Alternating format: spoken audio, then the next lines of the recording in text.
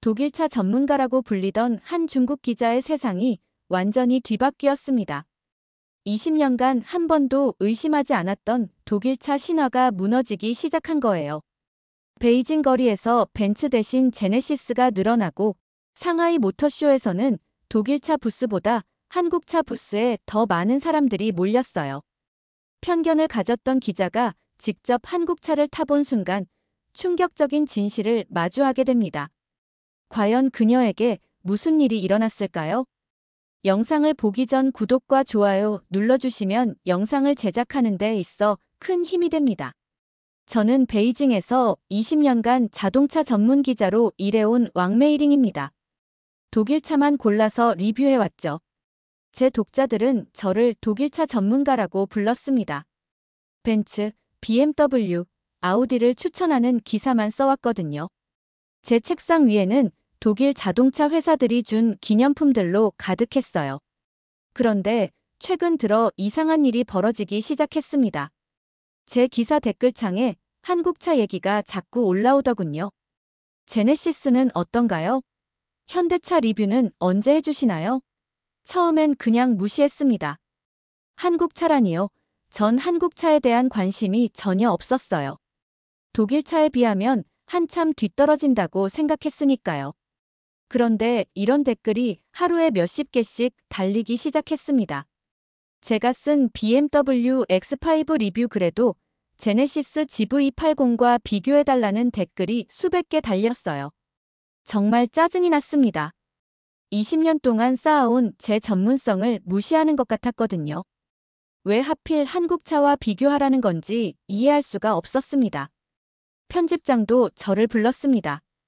왕메이링 기자, 요즘 독자들이 한국차 기사를 자꾸 요청하는데 한번 써보는 게 어떨까요? 조회수도 많이 나올 것 같은데 말입니다. 저는 단호하게 거절했습니다. 제가 왜 한국차를 써야 합니까? 독일차도 쓸 게 많은데 말이에요. 제 전문 분야가 아니라고 했죠. 하지만 상황은 점점 이상해졌습니다. 중국 럭셔리카 시장 통계를 보니까 현대 제네시스 판매량이 급증하고 있었어요. 작년 같은 기간보다 300%나 늘었다고 하더군요. 베이징 강남구 쪽 부유한 동네에서는 제네시스를 몰고 다니는 사람들이 늘어나고 있었습니다.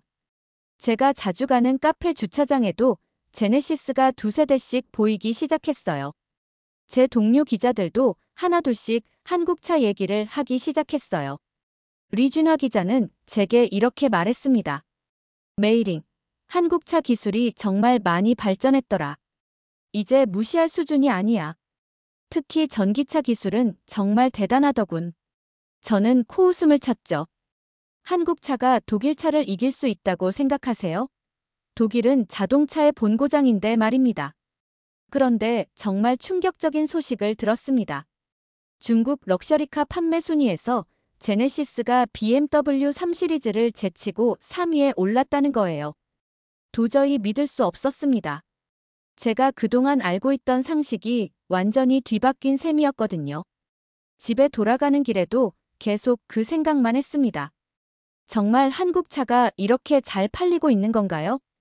그래서 저는 직접 확인해 보기로 했습니다. 베이징 시내 여러 자동차 매장들을 돌아다녔어요. 먼저 BMW 매장에 갔는데 평소보다 손님이 적더군요.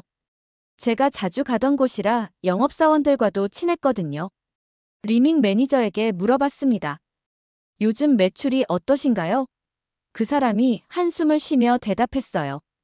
솔직히 말하면 작년보다 많이 줄었습니다. 손님들이 자꾸 다른 브랜드를 알아보더라고요. 특히 젊은 손님들이 많이 줄었어요.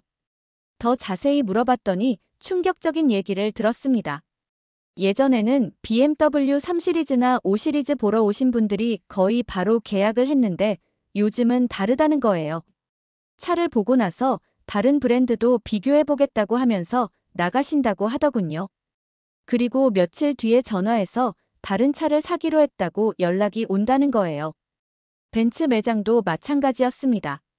제가 아는 영업사원 장준이 저를 보자마자 하소연을 했어요. 메이링 언니, 요즘 정말 힘들어요. 손님들이 와서 차를 보다가도 제네시스는 어떠냐고 물어보는 거예요. 저희는 제네시스를 안 파니까 뭐라고 대답해야 할지 모르겠더라고요. 그럼 손님들이 그냥 나가버려요. 어떤 분은 제네시스 매장 주소까지 물어보시더라고요. 정말 이상했습니다. 20년 동안 이런 일은 처음이었거든요. 독일차 매장에서 한국차 얘기가 나온다니요.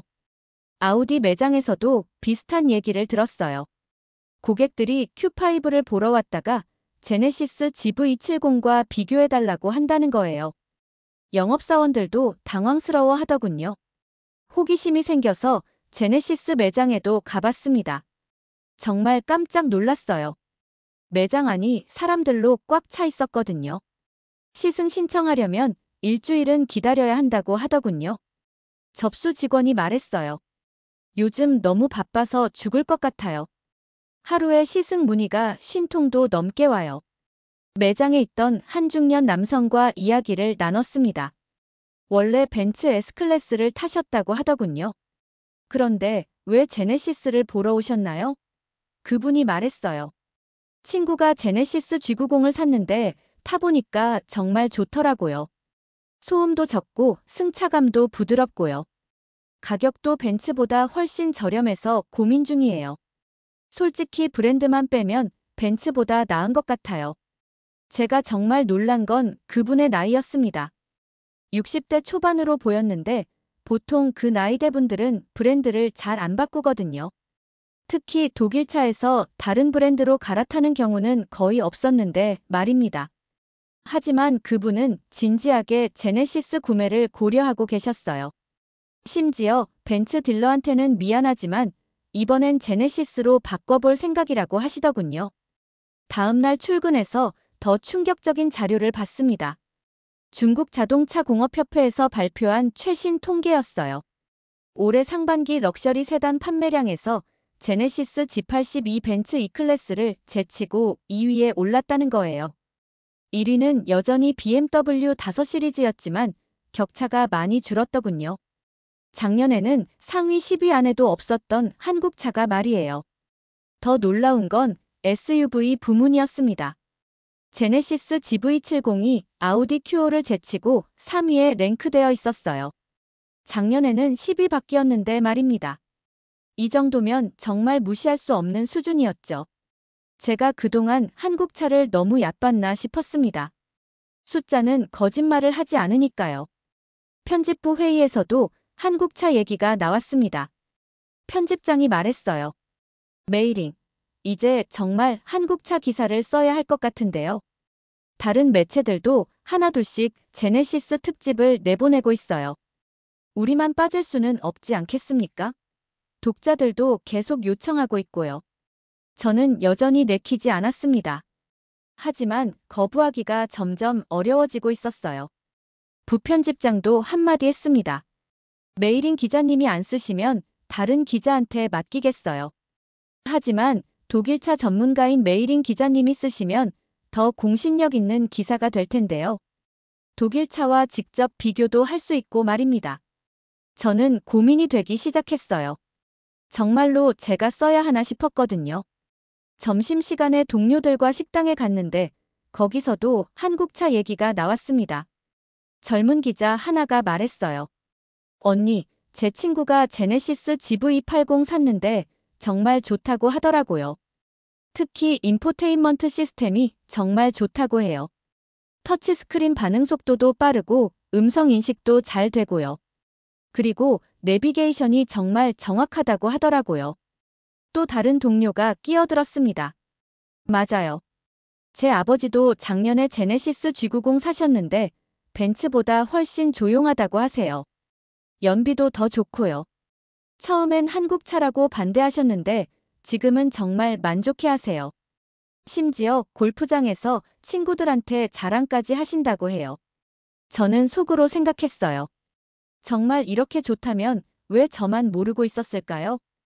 오후에 인터넷을 검색해봤습니다. 중국의 여러 자동차 포럼에서 제네시스에 대한 후기들을 찾아봤어요. 대부분 긍정적인 평가였습니다.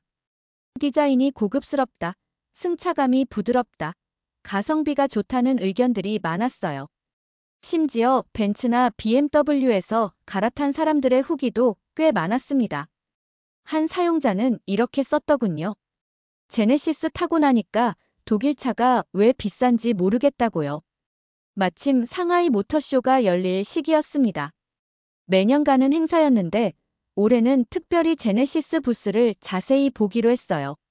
상하이에 도착해서 전시장에 들어갔는데 정말 깜짝 놀랐습니다. 제네시스 부스 앞에 사람들이 줄을 서 있더군요. 마치 애플 스토어에서 아이폰 출시일에 보는 것 같은 광경이었어요. 제가 20년간 모터쇼를 다니면서 한국차 부스에서 이런 장면은 처음 봤습니다. 제가 독일차 부스들을 먼저 돌아봤습니다. BMW 부스는 평소보다 한산했어요. 벤츠와 아우디도 마찬가지였고요. 사람들이 차를 구경하긴 하지만 예전만큼 열기가 느껴지지 않았습니다. 영업사원들도 예전보다 적극적이지 않더군요. 한 BMW 직원에게 물어보니까 작년보다 방문자가 30% 정도 줄었다고 하더라고요. 그런데 제네시스 부스는 완전히 달랐습니다. 사람들이 차 주위를 둘러싸고 있었고 영업사원들은 계속 설명을 해주느라 바빴어요. 특히 GV80 앞에는 정말 많은 사람들이 모여 있었습니다. 시승 신청을 하려는 사람들 때문에 접수대 앞에도 긴 줄이 생겼더군요. 심지어 외국인 관람객들도 꽤 많이 보였어요. 제가 제네시스 부스 관계자에게 물어봤습니다. 반응이 어떠신가요? 그 사람이 정말 기뻐하며 대답했어요. 예상보다 훨씬 좋습니다. 특히 기존에 독일차를 타시던 분들이 많이 관심을 보이세요. 시승 신청도 작년보다 3배나 늘었어요. 벌써 이번 달 할당량을 다 채웠다고 하더군요. 심지어 다음 달 물량까지 예약이 다 찼다고 했어요. 정말 놀라운 건 관람객들의 반응이었습니다. 한 중년 여성이 제네시스 G90을 보고 감탄했어요. 정말 고급스럽네요. 벤츠 S클래스보다 더 멋있는 것 같아요. 디자인이 정말 세련됐어요. 또 다른 남성은 GV70의 인테리어를 보며 친구에게 말했습니다. 이 가격에 이런 옵션들이 다 들어간다고. BMW X3보다 훨씬 좋은데요. 가죽 시트 질감도 더 부드러운 것 같고요. 한 젊은 커플이 GV260 전기차를 보고 있었는데 남자친구가 여자친구에게 말했어요. 여보, 이거 어때? 테슬라보다 훨씬 고급스러워 보이는데. 충전 속도도 빠르다고 하고. 여자친구도 동의하며 대답했습니다. 맞아. 내부 인테리어도 더 예쁜 것 같아. 한국 브랜드라고 무시할 게 아니네. 저는 그때 느꼈습니다. 이건 단순한 유행이 아니라 진짜 변화구나. 중국 소비자들이 정말로 한국 차를 인정하기 시작한 거구나. 제가 그동안 얼마나 편견을 가지고 있었는지 깨달았어요. 더 이상 무시할 수 없는 상황이 된 거죠. 이제 정말로 제네시스에 대해 제대로 알아봐야겠다고 생각했습니다. 결국 저는 마음을 먹었습니다. 제대로 된 기사를 쓰려면 직접 경험해봐야겠다고요. 제네시스 매장에 연락해서 시승 예약을 잡았어요. 솔직히 말하면 내심 별로 기대하지 않았습니다. 아무리 좋다고 해도 독일차만큼이야 하겠나 싶었거든요. 20년간 독일차만 타온 제가 한국차에 감동할 거라고는 생각하지 못했어요. 시승 당일 제네시스 GV80을 받았습니다. 외관부터 살펴봤는데 생각보다 고급스럽더군요. 도색도 깔끔하고 라인도 세련됐어요. 하지만 여전히 속으로는 겉만 번지르르한 게 아닐까 싶었습니다. 진짜는 운전해봐야 알 수 있으니까요. 독일차의 진짜 매력은 달릴 때 나오는 거거든요. 차에 시동을 걸고 첫 느낌부터 달랐습니다. 엔진음이 정말 조용했어요.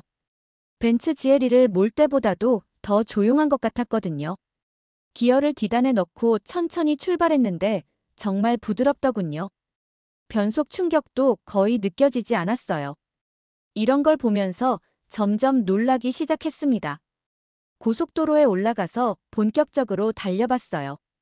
가속 성능도 좋았고 핸들링도 안정적이었습니다.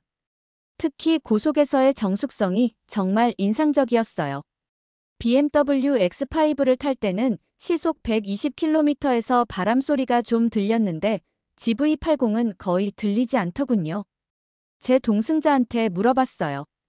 지금 몇 킬로로 달리는 것 같아요? 그 사람이 80km 정도요라고 하더라고요. 실제로는 130km였거든요. 내비게이션 시스템도 정말 좋았어요. 음성 인식이 정확하게 작동했고 길 안내도 명확했습니다. 제가 베이징 시내 복잡한 도로를 달렸는데 실시간으로 교통 상황을 반영해서 우회로를 제안해 주더군요. 독일 차들은 대부분 중국 현지화가 잘 안 되어 있는데 제네시스는 완전히 중국에 맞춰져 있었어요. 심지어 에어컨 조작도 중국어 음성 명령으로 할 수 있었거든요. 가장 놀란 건 승차감이었습니다. 베이징 도로가 울퉁불퉁한 곳이 많은데 그런 구간을 지날 때도 정말 부드럽게 넘어가더군요. 마치 구름 위를 달리는 기분이었어요. 제가 그동안 탔던 벤츠 S클래스보다도 더 편안한 것 같았습니다. 뒷좌석에 앉아본 동료도 깜짝 놀랐어요.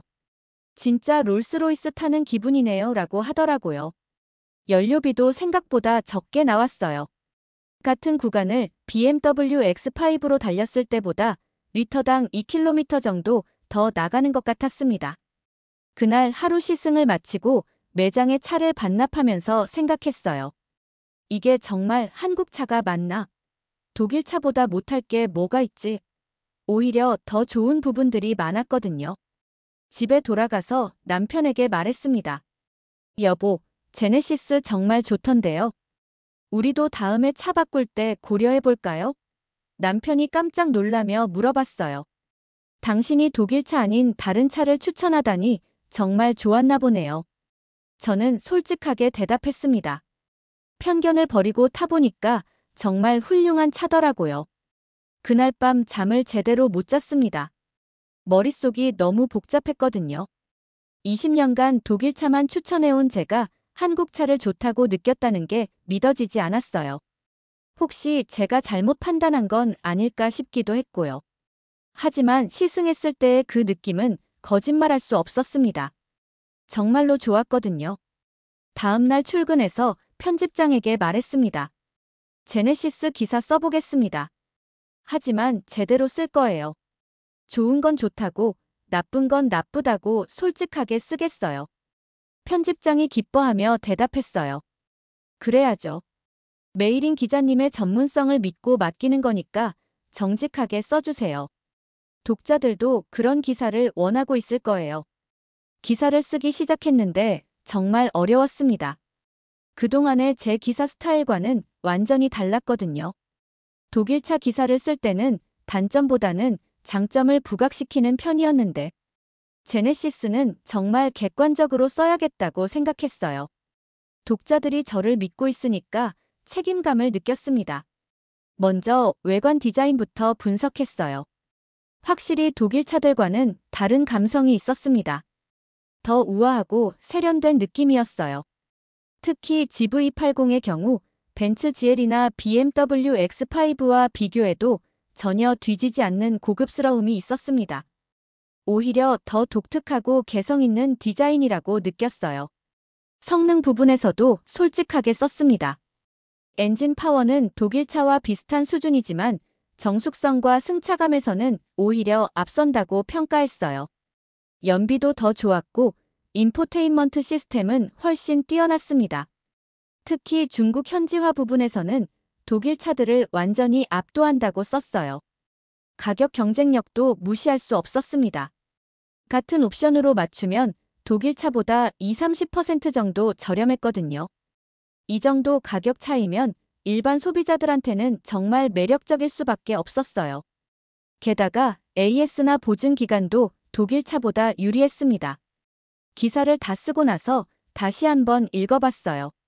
정말 공정하게 썼는지 확인하려고요. 제네시스의 단점도 분명히 있었거든요. 브랜드 인지도나 리세일 밸류 같은 부분에서는 아직 독일 차를 따라갈 수 없었어요. 하지만 순수한 제품력만으로는 독일 차와 대등하거나 오히려 나은 부분이 많았습니다. 남편도 제 기사를 미리 읽어봤어요. 정말 솔직하게 썼네요. 독자들이 좋아할 것 같아요라고 하더군요. 저는 마지막으로 제목을 정했습니다. 직접 타보니 알겠다. 제네시스는 정말 다르다. 20년간 독일차만 타온 기자의 솔직한 후기라고 썼어요. 이제 정말 발행하는 일만 남았습니다. 기사를 온라인에 올리고 하루가 지났는데 반응이 폭발적이었습니다. 조회수가 하루 만에 100만을 넘어섰어요. 댓글도 수천 개가 달렸고요. 대부분 긍정적인 반응이었습니다. 드디어 솔직한 리뷰를 받네요. 역시 메일인 기자님답다. 이런 기사를 기다렸어요. 같은 댓글들이 많았어요. 특히 인상적이었던 댓글 하나가 있었습니다. 한 독자가 이렇게 썼더군요. 메일인 기자님이 한국차를 좋게 평가하시니까 정말 믿음이 갑니다. 그동안 독일차만 추천하셨던 분이니까 더 신뢰가 가요. 저도 이번에 제네시스로 바꿔볼 생각입니다. 이런 반응을 보면서 제가 올바른 선택을 했다고 느꼈어요. 웨이보에서도 제 기사가 화제가 되었습니다. 공유수가 10만을 넘었고 좋아요도 50만 개가 넘었어요. 심지어 유명 연예인들도 제 기사를 공유했더군요. 한 배우는 이렇게 썼어요. 전문가가 이렇게 평가하니까 저도 제네시스 한번 보러 가야겠네요. 브랜드보다는 실용성이 중요하죠. 다른 언론사에서 인터뷰 요청이 들어오기 시작했습니다. CCTV에서도 연락이 왔어요. 프로그램에 나와서 한국차에 대한 견해를 말해달라는 거였습니다. 처음에는 부담스러웠는데 제 경험을 더 많은 사람들과 나누는 것도 의미 있다고 생각했어요. 제네시스 매장에서도 연락이 왔습니다. 기사 덕분에 문의가 폭주하고 있다는 거예요. 특히 제가 시승했던 GV80 모델에 대한 관심이 정말 많다고 하더군요. 시승 예약이 한 달치까지 꽉 찼다고 했습니다. 제 기사가 실제 판매에도 영향을 미치고 있다는 걸 느꼈어요. 동료 기자들의 반응도 재미있었습니다. 처음에는 의외라는 반응이었는데 점점 인정하는 분위기로 바뀌었어요. 한 선배가 말했어요. 메이링, 용기 있는 기사였어. 사실 우리도 한국차가 좋아진 건 알고 있었는데 먼저 쓸 용기가 없었거든. 당신이 길을 열어줬네. 이런 말을 듣고 뿌듯했습니다. 독자들의 후속 반응도 계속 들어왔어요. 제 기사를 보고 제네시스 매장에 가봤다는 사람들이 정말 많았어요. 그 중에 한 분이 메일을 보내왔는데 내용이 인상적이었습니다. 메일인 기자님 기사 보고 GV70 샀습니다. 정말 만족해요. 친구들도 다들 부러워하더라고요. 앞으로도 이런 솔직한 기사 많이 써주세요. 제 기사가 나간 지 한 달 후에 정말 놀라운 소식을 들었습니다. 중국 정부에서 공무용 차량으로 제네시스를 대량 구매한다는 거였어요. 베이징시 정부에서만 500대를 주문했다고 하더군요. 이건 정말 상징적인 의미가 있었습니다. 중국 정부가 공식적으로 한국차를 인정한 셈이었거든요. 언론에서도 큰 화제가 되었어요. 각종 신문과 방송에서 이 소식을 다뤘는데 제 기사도 함께 언급되었습니다. 한국차 열풍의 시발점 역할을 했다는 평가를 받았어요. 정말 기분이 좋았습니다. 제가 쓴 기사가 이렇게 큰 변화에 일조했다는 게 자랑스러웠거든요. 중국 자동차 공업협회에서 연락이 왔습니다. 올해의 가장 영향력 있는 자동차 기사상을 주겠다는 거였어요. 20년 기자 생활 중에 받는 첫 번째 상이었습니다. 시상식에서 이렇게 말했어요. 편견 없는 시각으로 좋은 건 좋다고 말하는 게 기자의 역할이라고 생각합니다. 앞으로도 독자들에게 정직한 정보를 전달하겠어요. 제네시스 판매량도 계속 늘어났습니다. 제 기사가 나간 후 6개월 동안 전년 대비 400% 성장했다고 하더군요. 중국 럭셔리카 시장에서 독일 브랜드들을 위협하는 수준까지 올라왔어요. 정말 놀라운 변화였습니다. 개인적으로도 많은 변화가 있었어요. 독자들이 저를 더 신뢰하게 되었고 다양한 브랜드에 대해 객관적인 시각을 요구하게 되었습니다. 저 역시 편견을 버리고 모든 차를 공정하게 평가하려고 노력하게 되었어요. 한국 차뿐만 아니라 일본 차, 미국 차에 대해서도 새로운 시각으로 바라보게 되었거든요. 남편이 말했어요. 당신 정말 용기 있는 선택을 했네요. 20년간 쌓은 독일차 전문가라는 이미지를 버리고 새로운 시도를 한 거잖아요. 결과적으로 더 훌륭한 기자가 된 것 같아요. 저는 대답했습니다. 진실을 쓰는 게 기자의 본분이죠. 독자들이 올바른 선택을 할 수 있도록 도와주는 게 제 역할이고요. 지금 생각해보면 정말 다행이었습니다. 만약 그때 편견을 버리지 않았다면 저는 여전히 변화하는 시장을 못 보고 있었을 거예요. 한국차의 놀라운 성장도 중국 소비자들의 변화하는 취향도 놓쳤을 테고요. 앞으로도 열린 마음으로 새로운 변화를 받아들이며 독자들에게 도움이 되는 기자가 되고 싶습니다. 이번 사연은 여기까지입니다. 오늘의 사연이 마음에 드셨다면 좋아요 한번 부탁드립니다. 여러분의 좋아요와 구독은 영상을 만드는데 큰 힘이 됩니다. 긴 영상 시청해주셔서 감사합니다. 오늘도 행복이 넘치는 하루 되세요.